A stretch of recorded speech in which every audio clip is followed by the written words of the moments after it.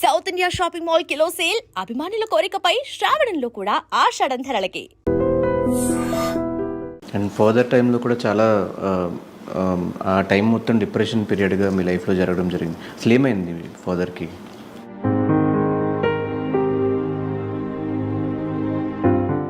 ఎవరికి తెలియదు ధనుష్ బాధ. ఏమైనా అంటే అమ్మాయిని కమెంట్ చేసేస్తారు, ఏమైనా అంటే ఈజీగా కారు ఉంది కదా మీకు, ఏదో ఏదో గోల్డెన్ స్పూన్లో పెరిగినట్టు ఫీల్ అయిపోతుంటారు అందరూ. లేదు, ఇప్పుడు ఒక కంఫర్ట్ కోరుకోవడం ఏంటంటే, ఇప్పుడు ఎవరైనా కానీ మా బంధువులైనా అవ్వచ్చు, రిలేటివ్స్ అయినా అవ్వచ్చు, ఎక్కువ సంపాదించేస్తుంది నువ్వు అన్నట్లు లక్షలు లక్షలు ఇయర్కి నెలకి లక్షలు ఏమి రాద్దను అలాగా. అంత లక్షలే వచ్చి నింటే ఇప్పటికీ అమెరికాకు తీసుకెళ్లి మా డాడీని ఇంకెన్నో ట్రీట్మెంట్ చేయించి ఉండేదాన్నేమో నేను. అంత లేదు, రెంట్ హౌస్ లో ఉండాల్సిన అవసరం లేదు. లిటరలీ ఏమనుకున్నారు తెలుసా, యాక్చువల్గా మా అమ్మ రిటైర్డ్ అయిపోయిన తర్వాత నాకు చిన్నప్పటి నుంచి ఇష్టం, మమ్మీ వాళ్ళతోనే పెరిగి నాకు చాలా అలవాటు. ఇలాగా ఫ్రెండ్స్తో ఉండడం కన్నా నాకు ఫ్యామిలీతో ఉండడం చాలా ఇష్టం. కానీ నాకు అవకాశం దొరకలేదు, నా ఊర్లో ఉన్నాను నాకు. సో బయటకు వచ్చి చదువుకుంటేనే, బయటకు వచ్చి సంపాదిస్తేనే మనకి ఇంకొంచెం 10 రూపాయలు ఎక్స్ట్రా వస్తాయి. ఎందుకంటే చిన్నప్పుడు నేను పుట్టగానే మా నాన్న జాబ్ మానేశారు, 2 అమ్మాయిలం. మా మమ్మీ గవర్నమెంట్ ఎంప్లాయ్, మా మమ్మీ మానేయలేదు కదా. సో అలా పెరిగిన దాన్ని మా డాడీకి నా తర్వాత వర్కౌట్ అవ్వలే ఏ బిజినెస్. చాలా లాస్ వెళ్ళిపోయారు, చాలా మంది వల్ల మాకు చాలా లాస్ వచ్చేసాయి. ఇలాగా ఉండే అసెట్స్ కూడా మా నాన్న వేరే వాళ్ళకి రాసి ఇచ్చేసారు కొన్ని సిచ్యువేషన్స్ వల్ల. సో ఎప్పుడు అంత మనీ డబ్బులు సంపాదించాలి అని ఏం లేదు కదా, ఎందుకంటే అట్లా పెంచలేదు మా డాడీ. ఇట్లా గౌరవంగా పెరగాలి, మనకి నచ్చింది చెయ్యాలి, మన వల్ల ఎవరికి ఇబ్బంది రాకూడదు, మనం ఒకరి వల్ల ఇబ్బంది పడకూడదు. దేవుడు ఉన్నాడు. హీ ఆల్వేస్ సేస్ దట్ దేవుడు ఉన్నాడు, ఆరోగ్యమే మహాభాగ్యం. అది కూడా ఆయన ఎప్పుడు చెప్పేవాళ్ళు నవ్వుతూనే. చిన్నప్పటి నుంచి మా నాన్న నన్ను అరిచిన సిచ్యువేషన్ కూడా నాకు, అంటే ఒక డాడీ వాళ్ళు కోప్పడితే ఎలా ఉంటుంది కూడా నాకు తెలీదు. ఇప్పుడు ఎవరన్నా ఒక మనిషి అబ్బాయి నా మీద కోప్పడితే కూడా అది నాకు కొత్తగా, అంటే ఇట్లవి నాకు చాలా పెద్దగా అనిపిస్తుంది. నాకు అసలు తెలియదు నాకు ఎప్పుడు. మమ్మీ ఘోరం కొట్టేది కానీ వేరే విషయం, బట్ డాడీ విషయంలో తెలియదు. అండ్ డాడీ ఏంటంటే, నేను 7th క్లాస్లో ఉండేదాకా నాకు స్కూల్కి వచ్చి అన్నం తినిపించేవాళ్ళు. ఫుల్ డాడీ కూచి. నేను ఇట్లా చిన్నప్పటి నుంచి మన ఫ్రీడమ్ ఉంటుండే. అబ్బాయిలాగే ఇక పండోడా అని పిలిచేవాళ్ళు, అమ్మాయిలాగా లేదు. పండోడు నా కొడుకు, పండోడు అనేవాళ్ళు.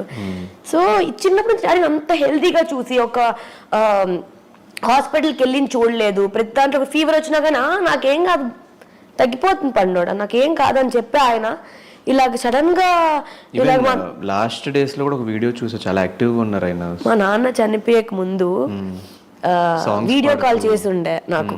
మా అక్క చనిపోతారని తెలియదు మాకు, నార్మల్గా పండుతో మాట్లాడాలి అని చెప్పారంట.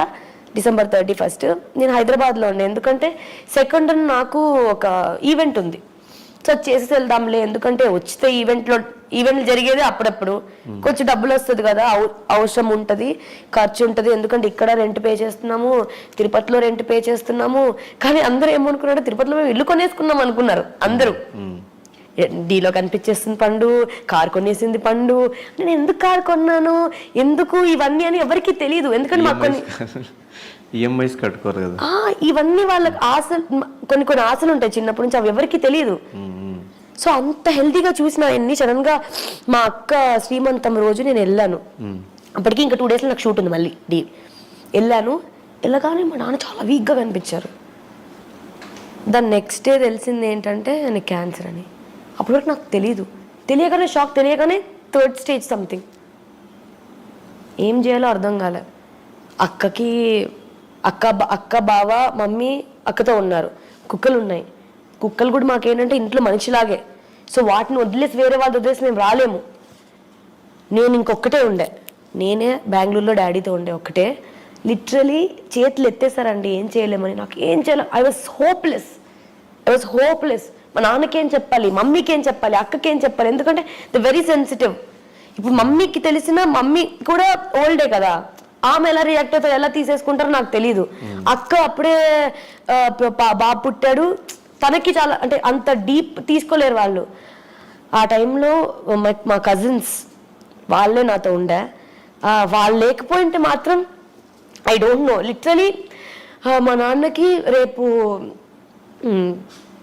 సర్జరీ అన్నారు, 100% గ్యారంటీ ఇవ్వలేదు, నేను సైన్ చేసి వచ్చాను.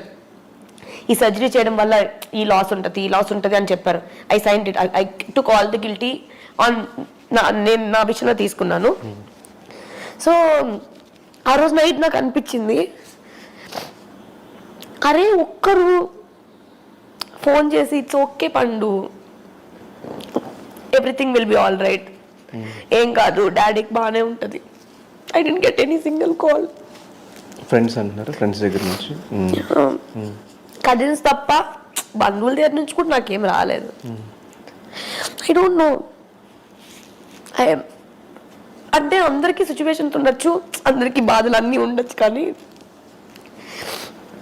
దట్ అంటే ఆ సిచ్యువేషన్ ఎవరికి రాకూడదు అని నాకు అనిపించింది. బట్ నా కజిన్స్ ఉన్నారు కాబట్టి thankfully they were there. But literally నిద్ర పట్టలేదు నాకు నైట్ అంతా. నేను నా కజిన్స్తో ఏడుస్తున్నా, నాకు ఎట్లా కాల్ చేయరు, ఇన్ని ఇయర్స్గా తెలుసు కదా, ఇంత క్లోజ్ కదా, ఎందుకు అని. ఐ డోంట్ నో, నాకు ఇప్పటికి కూడా దానికి ఆన్సర్స్ తెలియవు. అండ్ ఇంకా డాడీకి అది కొంచెం సక్సెస్ఫుల్ అయింది అది దానివల్ల. ఎందుకంటే జాండీస్ పోతేనే ఇంకొన్ని రోజులు బతుకుతారు, లేకపోతే జాండీస్ ఎక్కువ ఉంటే బతకలేరు. ఎందుకంటే ఇట్స్ లైక్ డేకి అది పెరిగిపోతూనే ఉంది. బాడీలో 3 ఉండాల్సిన జాండీస్ ఇట్ వెంట్ టు 33, 35. ఆయనకి నేను ఏం చెప్పలేకపోతున్నా. ఆయనకి సో మెనీ సిచ్యువేషన్స్, ఐసీయూలో ఆయన్ని చూడడం, నాకు అక్కడి నుంచి పారిపోవాలనిపించింది. నాకు అసలు ఇదంతా మా అమ్మ వాళ్ళకి తెలుసా కూడా నాకు తెలియదు, నేను ఎప్పుడు షేర్ కూడా చేసుకోలేదు యాక్చువల్గా. అందుకే మేబీ మీరు అనగానే ఏర్పు వచ్చిందేమో. కానీ I always be like you know, when somebody says sorry daddy చనిపోయారు, I was like okay I'm always like that, because I don't want to. ఏమవుతుంది ఏడ్చినంత మాత్రం ఆ సిచ్యువేషన్స్ అయితే పోదు, తిరిగి అయితే రాదు కదా.